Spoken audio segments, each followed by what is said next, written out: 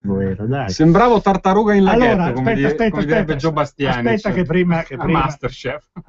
prima che venga bacchettato devo porgere le scuse a una signora a cui avevo detto che l'avrei chiamata lunedì o martedì e non l'ho chiamata perché mi ha mandato il bigliettino e l'ho perduto. Aia. E di conseguenza questa signora mi scusi tanto, però sia così gentile, richiami la regia.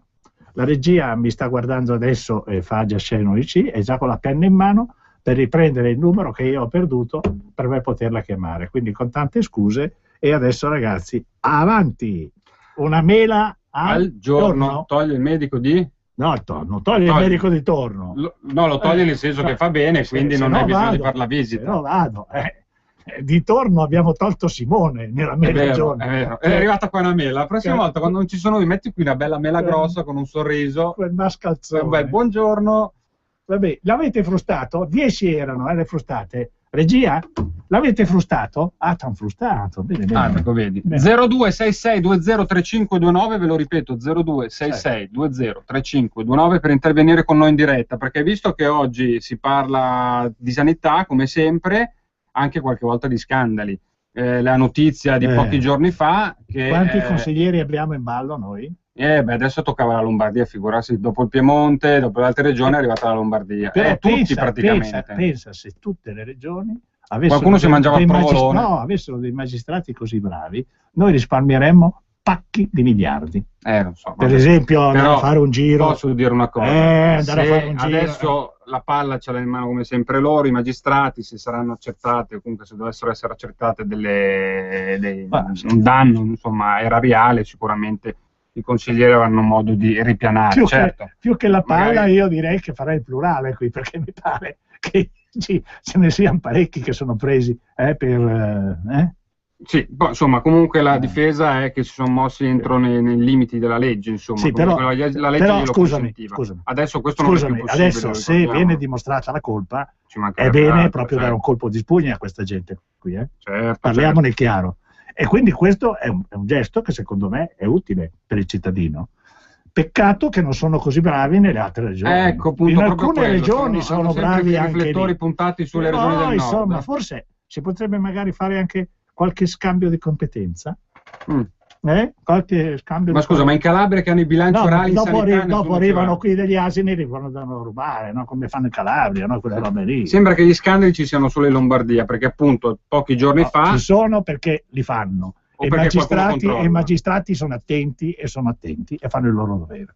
Prendiamo una telefonata, poi parliamo dello scandalo della sanità, insomma, dell'ex presidente di Regione Lombardia Formigoni che andrà a processo per sempre se finisce con le condanne. Perché se finisce con le assoluzioni... È in diretta, allora prego. Bisogna anche buongiorno. Buongiorno. Buongiorno, sono Luigi da Bergamo. Buongiorno Luigi. Salve.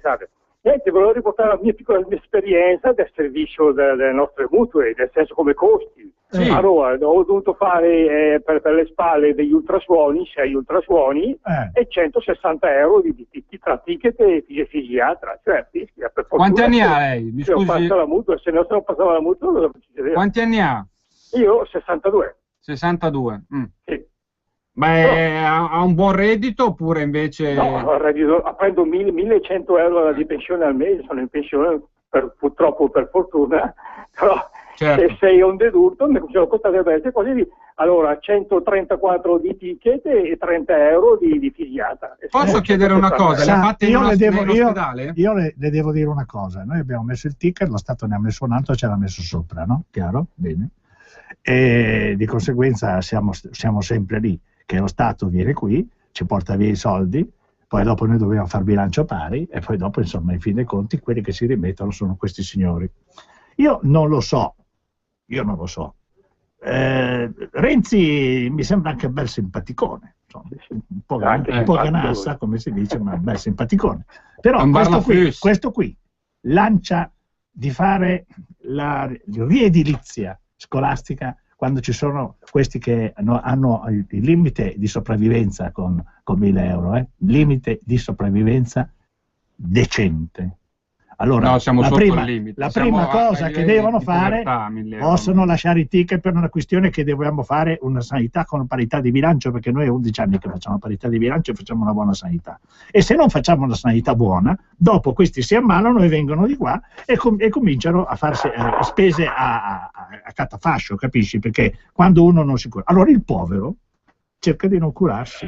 Sì. Allora succederà che dopo noi avremo un incremento della sanità, poveretto, lui starà male di più di prima, ma noi con la sanità non riusciremo più a gestirla perché ci sarà un incremento della spesa pazzesca. Allora Renzi, per favore, togli le tasse a quelli che hanno un reddito inferiore a 1.000 euro. Salutiamo il nostro radioascoltatore, grazie. Mi diventeresti più simpatico, ancora più simpatico. Luciano, tra l'altro in Regione Lombardia se hai più di 65, appena compiuti i 65 anni e oltre un certo limite diretto non paghi più. Insomma. Lo so, però... I ticket li paga il 30% della popolazione. Questo signore effettivamente è al limite proprio. Il reddito sarebbe fuori, ma l'età non... Ma il problema è proprio quello del limite, perché quando si sono stabilite queste regole, il reddito, regole, ma non c'è io quando sono arrivato ti rinnovi che ho, ti ricordi che ho adeguato all'Istat, l'ho adeguato all'Istat e di conseguenza più di 170.000 persone sono entrati nell'esenzione. Adesso non è stato fatto, adesso il ministro Balduzzi ci ha fatto lo scherzo di farci dei tagli anche a noi che siamo a parità di bilancio. È certo che ci sono dei costi impropri anche in Lombardia, però bisogna studiare per superarli. Per esempio la cronicità sarà un elemento che determinerà una riduzione dei costi. L'abbiamo lanciata, però adesso è tutto gelato. Perché è gelato? Perché il ministro ci ha tolto dei soldi che ci servivano a fare parità di bilancio, perché noi abbiamo fatto parità di bilancio per 11 anni. Siccome lui la spending review l'ha fatta tutti, compresa la Lombardia, e ha pestato di più sulla Lombardia che sulle altre regioni, adesso noi abbiamo queste difficoltà. Però adesso io voglio dire una cosa. Lasciamo perdere questi discorsi che fanno dispiacere, però il problema fondamentale è che ci sono 3 cose da fare. 3 cose. Dopo viene l'edilizia scolastica, che sappiamo tutti che diventa un bel boccone per quell'edilizia che poi magari...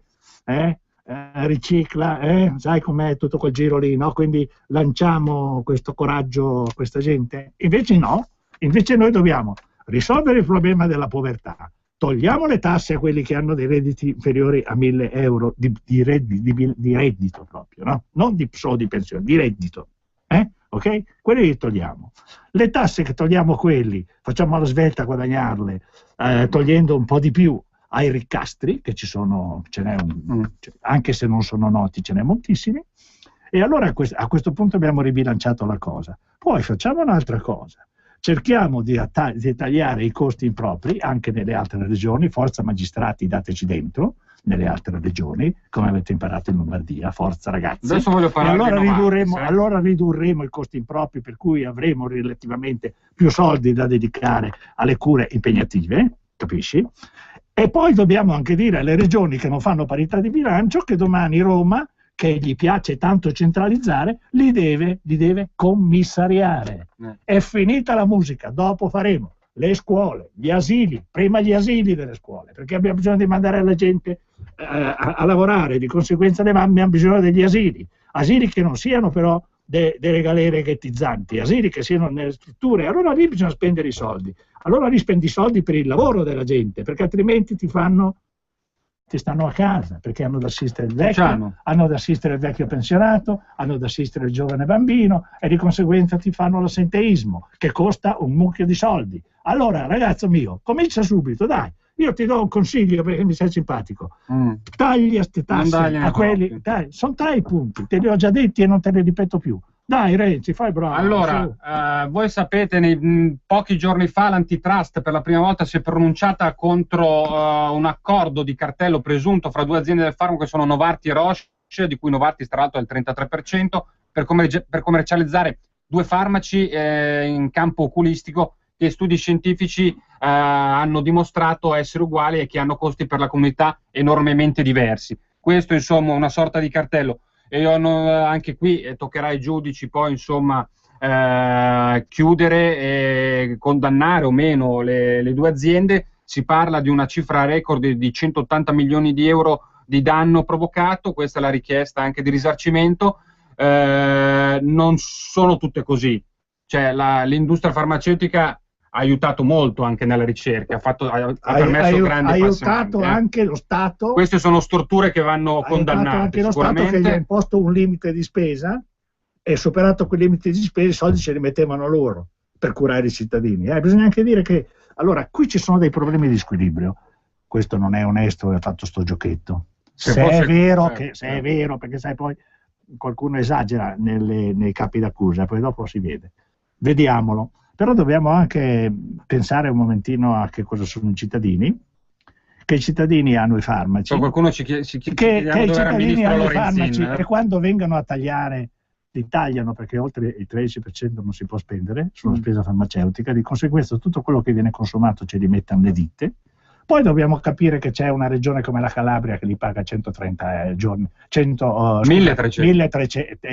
1300 giorni di distanza, quindi loro non sanno come fare a portare i farmaci là perché glieli pagano un bel po' dopo, allora aumentano i costi, magari cercano di fare i furbi e anche loro cercano di sopravvivere. È che non c'è l'equilibrio, hai capito? Per cui sono tutti nella stessa torta, hai capito qual è il problema? Ci sono più sanità. Loro hanno le difficoltà, i pazienti hanno le difficoltà, le industrie hanno le difficoltà, l'università ha le difficoltà. Perché? Perché non c'è lo Stato. Non c'è lo Stato. Non c'è chi vede il problema. Grillo è bravissimo a vedere il problema. Peccato che non abbiano risolto neanche uno. Ma può essere un bene che non ci sia lo Stato. Ascolta. Il politico deve smetterla di vedere i problemi e non sapere come risolverli, perché se lo risolve così perde i voti di là, se lo risolve colà perde i voti di là, e allora stanno fermi. Io ho detto una cosa interessante ieri ai miei ragazzi che eravamo lì a scherzare, e io ho detto: ma sapete che questo governo gioca a rugby? Sai che io ho sempre detto che bisogna giocare a rugby perché cambiare le regole del gioco in modo che l'avversario disonesto non riesce più a entrare in regole diverse. Si passi indietro per andare avanti. Sì, ecco, allora. Però questi qui hanno giocato a rugby. Perché? È arrivato Monti, è andato avanti, quando ha visto che la massa gli arrivava addosso, aveva di dietro Letta, gli ha passato la palla e Letta è partito lui. Quando Letta aveva la massa che gli andava addosso, c'era dietro Renzi, ha preso la palla e è partito lui. Ma con rugby, passando la palla indietro come hanno fatto questi qui, vanno avanti, capisci? E noi crediamo che non vadano avanti, questi vanno a risolvere il problema che hanno concordato con alcuni loro amici anche in ambito internazionale. Io te lo dicevo che c'è un disegno fine e sottile in questo problema. Non è che sono incapaci di risolvere il problema. Non lo risolvono perché non gli conviene. Chissà, magari il ministro Lorenzin che ci chiama, visto che sembra che stia dormendo più che lavorando. L'hanno laureato ai licei. Non lo so. Ha fatto una carriera. Prego, buongiorno. Buongiorno a tutti, buona Padania, sono Alberto da Capriano. Ciao, come andiamo? Ciao, dai. Dottore, ho davanti due pazienti, tutti e due che si chiamano Padania. Allora, uno soffre di epilessia e mi sembra che il governo si stia comportando bene in quanto non sta facendo nulla perché non puoi far nulla. Certo. E l'altro soffre di schizofrenia. L'altro, no, mi sembra più schizofrenia è fare una cosa e poi fare il contrario. Non è così. È in uno stato di shock. Consiglia un paio di schiaffoni per superare l'effetto o per svegliarci fuori o... C'ha ragione, grazie, è simpatica. Prendiamo l'altra telefonata. Se ci aiuta. Aspetta. Buongiorno. Pronto, buongiorno. Buongiorno. Buongiorno. Ciao. Da Udine, c'è Moody. Va bene. Se mi metto a parlare più là non mi ridono dietro. No, dai, mettiti a parlare fulano che io ti capisco, Va bene. Allora, senta, lei ha detto una cosa che è anche corretta, però... Porco cane, una sola? No, vabbè, ce ne sono forse anche tanti. Io ho sentito alcune cose. Vai. Però c'è anche da dire che molte volte, anzi quasi sempre, il politico che ci crea il problema poi ci dà la soluzione. Cioè, com'è che quello che crea il problema poi ha la soluzione pronta? Lo sai che cosa diceva? Mi hai fatto venire in mente, adesso non sono un saggio, però ogni tanto mi viene in mente qualcosa che ricordo al liceo. Non mi vuoi far finire la domanda? Einstein dice, ma lui va avanti poi. Einstein ha detto: non possiamo risolvere il problema con lo stesso cervello con cui il problema è stato creato, no? Hai capito? Ma questi vivono del problema, lo capisci? Questi hanno bisogno di fare la legge elettorale, le riforme di qui, le riforme di là, perché non hanno i voti. ma non soltanto, e abbiamo e loro aspettano di averli.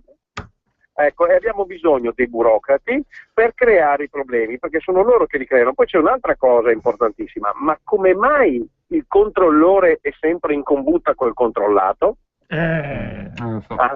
Grazie. Ecco. No, è stato molto chiaro, sono stati interessanti queste due domande. Hai ragione. Mi sembra di tornare a Banca Italia, le banche che controllano Banca Italia, insomma il controllore che è controllato dai controllanti, un gioco di parole. È una buona analisi. Io ho ripreso un poco il discorso dell'industria, perché vorrei che si ponesse il problema che quando tu sei in una comunità, giusto? Devi fare gli interessi che coincidano con gli altri. Ma hai capito bene o no? Cioè, bisogna avere l'intelligenza di pensare che nella comunità c'è il cittadino che ha bisogno, lo Stato che paga, l'industria che fa ricchezza e dà le tasse perché lo Stato paghi. E allora queste cose non vanno separate coi bracci di ferro come si sta facendo sempre nella nostra politica bastarda. Bisogna prendere l'industria della farmaceutica, sentire le associazioni della farmaceutica, sentire il ministro e metterli insieme per un consenso comune, per costruire un qualcosa che sia un accordo comune, altrimenti questi per salvarsi devono fare delle altre cose. Io per esempio sono molto attento per esempio adesso al fatto che si celebrerà un processo, no? Si celebrerà un processo. Il processo riguarda l'acquisto di alcune macchine di altissimo livello e di altissima qualità che sono state comprate dagli ospedali, e questi ospedali avrebbero dato, secondo l'accusa, perché bisogna dimostrarlo, pagato le tangenti a alcune persone. Ecco, allora io mi chiedo, ma scusate, se un apparecchio di quel livello lì, che andava a ruba in quel momento lì in Europa, perché producevano una certa quantità, deve pagare le tangenti per essere distribuito, vuol dire che altri apparecchi di minor valore chiedono che loro devono usare la tangente per passare, perché tu non metti la tangente, non sei così imbecille da mettere la tangente su un apparecchio di altissimo valore, hai capito? Metti la tangente su degli apparecchi che non valgono un tubo. Allora sarebbe utile andare a vedere quali sono gli apparecchi che sono stati venduti di più in Italia di quella tipologia. Ma non è la mentalità italiana, la tangente è dentro. Io dico che uno che ha delle apparecchiature di quel genere lì e usa la tangente per passare, vuol dire che invece passerebbero degli altri che usano la tangente per passare. Allora, avanti i magistrati, adesso andiamo a vedere gli altri apparecchi che sono stati comprati nella regione Lombardia, in Calabria, eccetera, durante il regno di qualche potente che poteva venderlo. Buongiorno. Ciao, sono Antonio di Cinisello. Ciao. Prego. Intanto vengo lì a Radio Padania, amo questa radio, però vedo che ci sono sempre tante parole, ma purtroppo non si può fare niente. Non abbiamo i voti. Sappiamo tutti che è riformabile. C'è una cosa da dire, adesso prendiamo le case Ale, no? Sì. Io abito qui con la mamma. Sì. E paghiamo circa 850 al mese, perché dicono che ci sono le spese arretrate ma se mia mamma è come tanti altri prende circa un 700, 800, 900 al mese, come fa a pagare il doppio? Cioè, come fa? Ieri mi è stato detto da un sindacato che è qua a Ceniseno, che è proprio qui vicino, che ha fatto una riunione dove abito io, e ha detto che a colpa Maroni.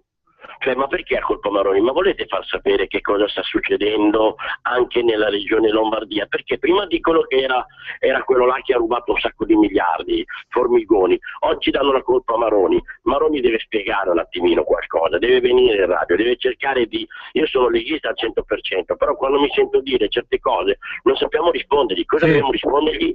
Grazie. Io ti 150 euro mi sembra una follia per pagare una casale. Io ti posso dare una risposta. Ma in centro a Milano paghi 850 euro fra un po', un bilocale, dai, 800 è una follia. Allora io ti posso dare... Ma cosa c'ha? Una tigre d'oro nelle case alte? Allora io ti posso dare una risposta. La prima risposta è quella che ho detto io prima.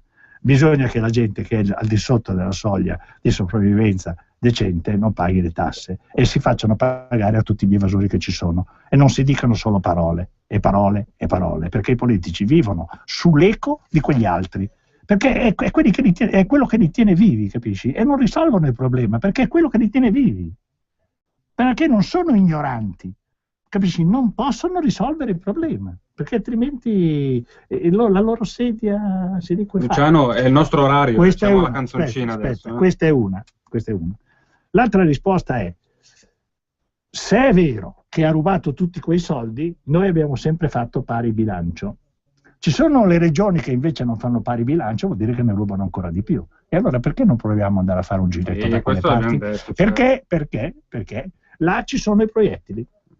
Pronti? Dà fastidio alla Lega, dà fastidio alla Lombardia che funziona, dà fastidio alla Lombardia che funziona. E dà fastidio alla Lombardia che funziona. Parleremo adesso dello scandalo Sanità in Lombardia, insomma, aveva anticipato nei giorni scorsi, rinvio a giudizio di Formigoni e non solo, ma adesso, visto che domani... fammi dire un'altra cosa. Dopo la canzone. La dico adesso perché dopo mi dico. Non smetti più di parlare. Arrangiati, tu mi hai dato via libera perché non vieni e adesso io ti punisco. Allora sì. devo dirti un'altra cosa. Sì. La colpa di Maroni che cosa? Che il ministro Balduzzi gli ha portato via un mucchio di soldi proprio nella sanità dove c'è l'80% dei finanziamenti. La colpa è di Balduzzi, però quando io... poi lasciamo perdere gli altri. E quando io ho detto in giunta dobbiamo fare ricorso contro questo maledetto provvedimento che si chiama Balduzzi e contro la spending review, i provvedimenti della spending review che sono stati iniqui per una regione come la Lombardia, dopo ti trovi con i soldi, devi fare parità di bilancio perché sennò entri nella bocca della lupa romana, perché sta solo aspettando che la Lombardia non abbia un bilancio pari per commissariare tutte le regioni e portare i soldi della sanità in un unico mortaio dove ci sono 10, perché adesso sono un po' meno, ministri che si spartiscono la torta.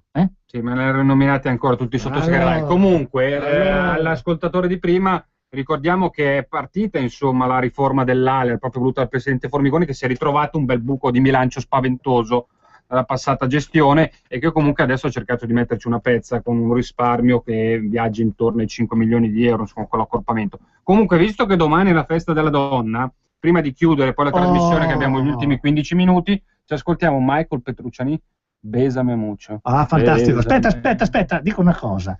Besame Un essere umano maschio primitivo come questo Simone dedica all'essere definitivo, che è stato corretto, che è la donna, per fortuna, questa canzone. Besame mucho. Sono stato bravo.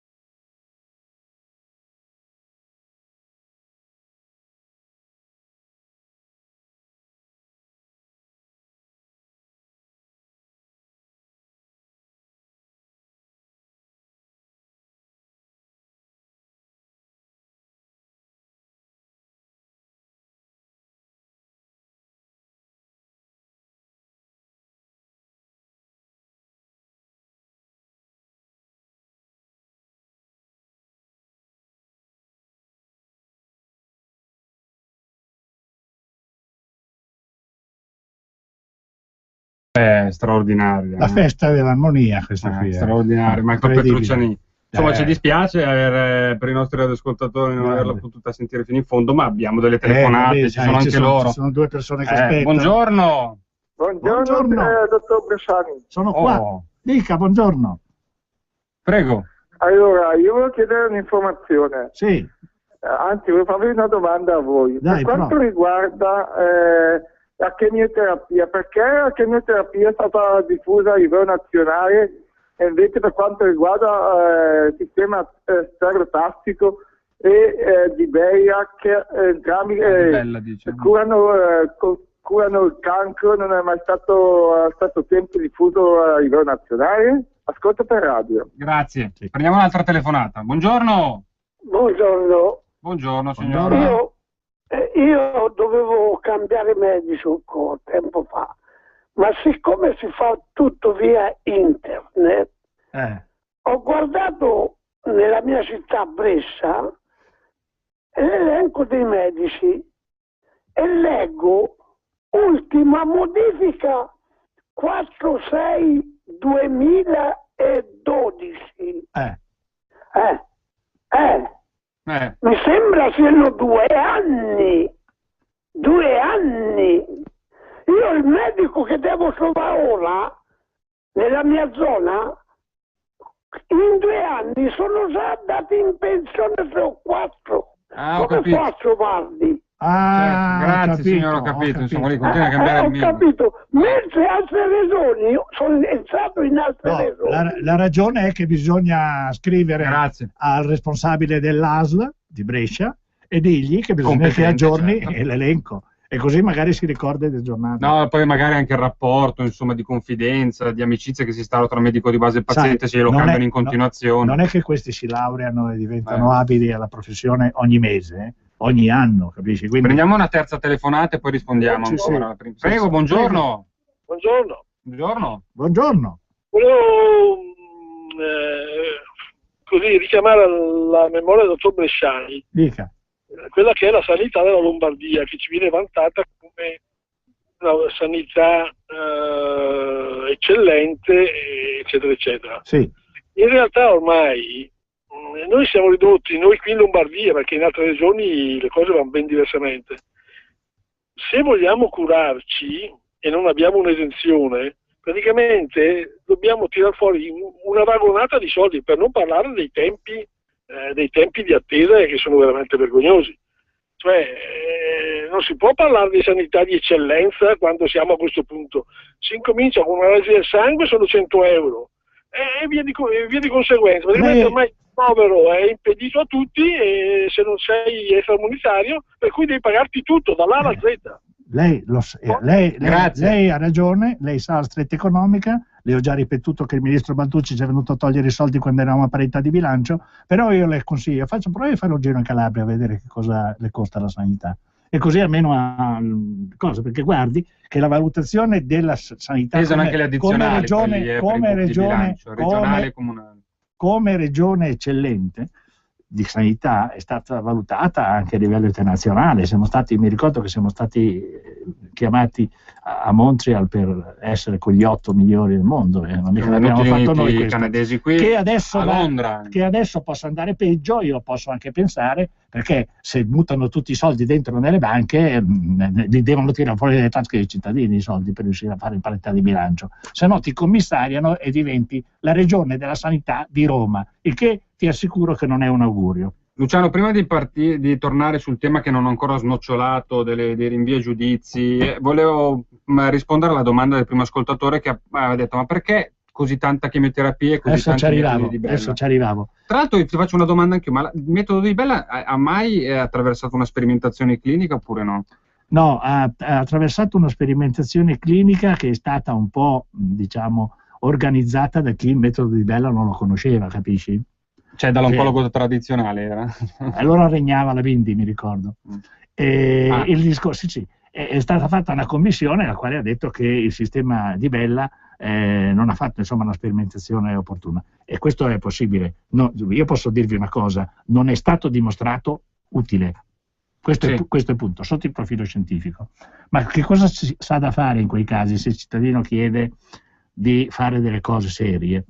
Allora, il metodo Di Bella si applica, no?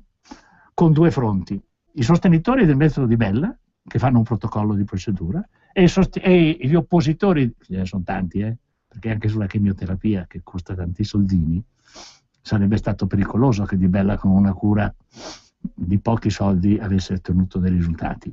E questo non è detto e non è concesso di dirlo, perché il metodo Di Bella, così come è stato applicato anche in un secondo voto dalla Commissione, non ha trovato la partecipazione dei curanti Di Bella, ha trovato semplicemente un'opposizione che hanno detto che quello non era il metodo che poteva dimostrare che Di Bella funzionasse. Quindi con Di Bella siamo arrivati a non avere la dimostrazione. Allora cosa deve fare un buon politico? Un buon politico deve trovare le due parti, metterle insieme, fare un protocollo di interesse comune che non leda la possibilità di non dimostrare, perché in fin dei conti va a ledere il cittadino, che viene privato di un diritto se fosse una cura giusta, e invece deve essere privato di una cura sbagliata. Hai capito cosa voglio dirti? Quindi qui andava fatta una bella sperimentazione col metodo Di Bella, in cui si partecipasse per reciproca utilità i due fronti. Invece no, ha partecipato con molta autorità il fronte degli scienziati, e con gli scienziati noi abbiamo visto dove siamo andati a finire col primo governo, vero? Perfetto. Luciano, senti, allora, l'ex presidente di Regione Lombardia, ho detto, Roberto Formigoni, che attualmente è senatore del nuovo centrodestra, quello di Alfano, insomma, nato dalla scissione con il PDL, da una parte Forza Italia, è stato, insomma, rinviato a giudizio insieme a altri 9 imputati, tra cui c'è l'ex assessore regionale alla sanità, proprio Antonio Simone, e sono lì che hanno acceso i riflettori su quelle delibere, il faccendiere Pierangelo Daccò per il caso della Maugeri. Tra l'altro, tutto il pentolone è stato scoperto quando trovarono il buco al San Raffaele, dove tra l'altro sorrido ancora adesso perché nelle scartoffie venne ritrovato, oltre, naturalmente non voglio assolutamente diminuire o sminuire gli effetti collaterali con la morte, insomma, il suicidio di Cal, il pagamento per una consulenza che per valutare la possibilità della vita su Marte addirittura. Insomma, ha speso milioni di euro, non in sanità ma per altre cose. Insomma, l'accusa è associazione a delinquere e corruzione. Sarà interessante questo processo. Parte a maggio, il 6 maggio, se non ricordo male. Questi fatti cominciano nel 1999, quando c'era questo assessore, Antonio Simone. Ecco. Non Simone Girardini, Antonio Simone. E poi scusate.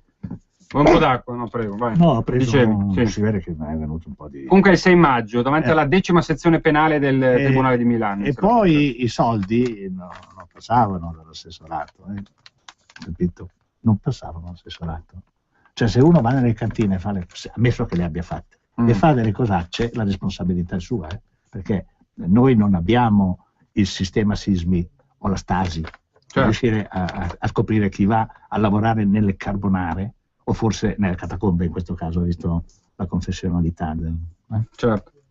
Insomma, comunque la vicenda è una vicenda, certo, che parte da lontano. Parte da lontano ed è rimasta stabile fuori dagli assessorati. Sì. Perché l'assessorato non poteva controllare una situazione di quel genere lì. E vedrai che con grande precisione riusciremo a sostenere questa tesi, perché è la tesi giusta, perché è questa la tesi. Ci sono stati dei circoli, se ci sono stati, perché qui diamo sempre ragione ai PM adesso, invece per la questione di battimentale, diciamo, nell'ambito del processo, il PM può anche aver torto qualche volta, raro, ma qualche volta può aver torto. Allora, se è vero, i soldi sono circolati sempre all'esterno dell'assessorato, non sono mai passati da un provvedimento assessorile.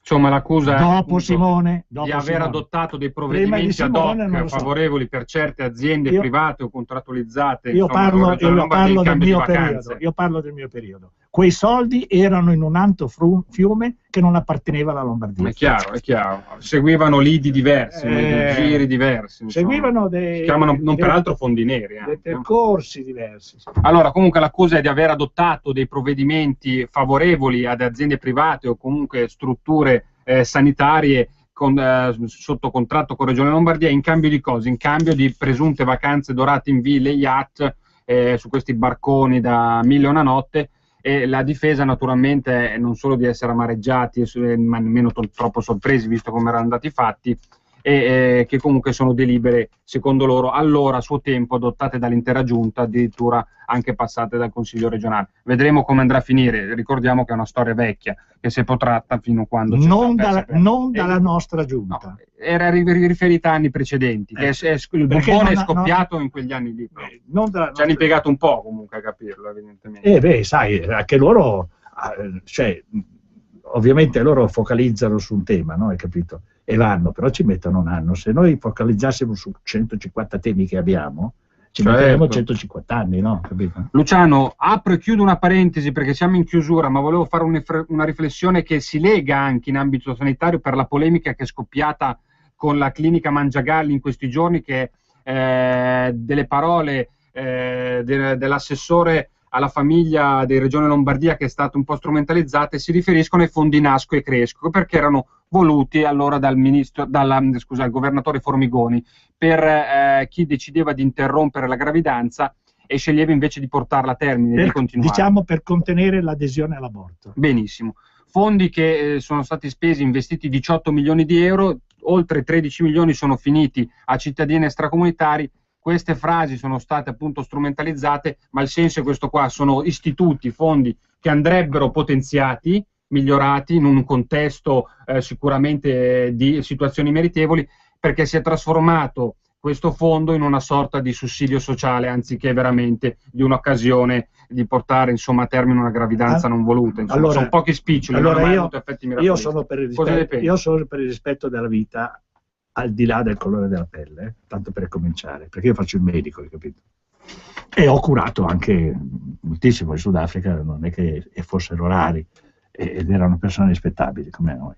Il discorso è un altro. Infatti ci sono alcuni che non sono rispettabili e altri che lo potrebbero essere. Il concetto è il contenimento dei flussi dal confine. Cioè io devo essere messo nelle condizioni, se ho bisogno di 10.000 posti di lavoro, tratto con lo Stato i 10.000 posti di lavoro e mi oppongo fermamente, come hanno fatto tutti, eccetto l'Italia, no? All'immigrazione selvaggia, perché un giorno o l'altro poi questa immigrazione selvaggia cambierà anche le caratteristiche europee. Però io voglio dirti questo: a me manca un dato, e probabilmente c'è e non è comunicato, e forse questo è il caso di farlo. Quanti aborti in meno abbiamo avuto con questi provvedimenti rispetto al trend di crescita che c'era? Si è rallentato il trend, si è orizzontalizzato il trend e la tendenza, no? Cioè, in poche parole, con questi soldi sono diminuiti gli aborti? Bravo, o sono creati in modo esponenziale come prima, e quindi questi soldi non servono a nulla? Chiarissimo. I risultati li avremo proprio a fine marzo e poi vedremo la riforma di questi due fondi, di questi due istituti. Allora, prendiamo l'ultima telefonata della giornata. Andiamo a cercare il dato per decidere, non col fegato ma col cervello. Buongiorno. Prego. È caduta la linea. È caduta la linea o è caduta l'ascoltatore, poveretto? Va anche detto che su questa vicenda è stato insomma scoperchiato un pentolone scomodo, nel senso è stato squarciato un velo di ipocrisia di chi pensava insomma onestamente, a fronte di 1.800 euro nel corso di più di un anno, difficilmente si convince una persona a non interrompere una gravidanza. Semmai dovrebbe essere più continuo. Allora più io penso che possa essere un aiuto, come è un aiuto per quelli che hanno pochi soldi, e lì bisognerebbe anche vedere. O magari qualcuno pensa, facciamoci belli, salviamo qualche vita. Però il concetto è culturale. Bravissimo, anche hai capito? Perché qui ci sono dei passi che vanno avanti regolarmente con una certa educativo e culturale, con una certa cultura, che non è più fascista, ma è sfascista, perché dice l'eutanasia sì, la cosa sì, hai capito? L'aborto sì, l'eutanasia sì.